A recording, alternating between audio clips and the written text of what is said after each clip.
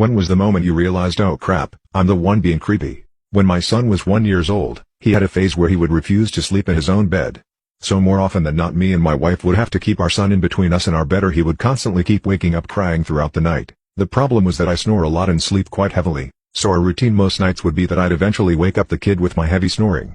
My wife would then have to shove me to wake me up and ask me to shuffle out off bed and relocate myself to our bed sofa in the living room so she and the kid could go back to sleep. This happened so frequently during this period that we never really bothered to fold up the sofa during the days and always kept it made as a bed instead. Now this particular night was no different than the others. In the middle of the night I wake up from my kid crying and my wife nudging me, still heavily affected by sleep drunkenness and barely brought to awareness. Instinctively knowing what to do, I roll out of bed and shuffle myself out into the living room to crash on the bed sofa yet again. While I lay there and move around a bit to find a comfortable position, my hand suddenly brushes against something warm and soft.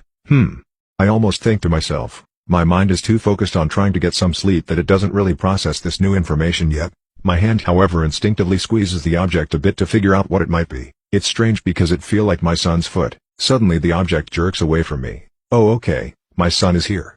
I half-awarely think to myself, I guess I assume I must have dozed off and my wife left him out here with me for some reason. I continue to lay there trying to sleep for another minute or two, but then the realization suddenly hits me, oh shit, that is not my son. See, the thing I've left out from this story and that I was completely unaware of in my sleep-drunken state, it was that on this particular night we had guests staying over. It was not my son.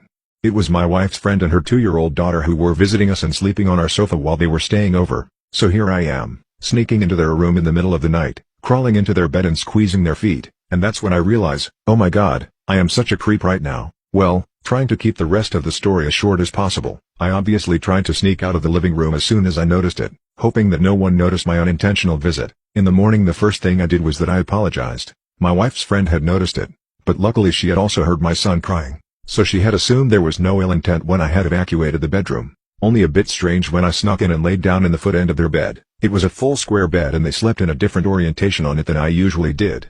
Still though I felt, and still feel, really awkward about it even if it was almost 9 years ago now.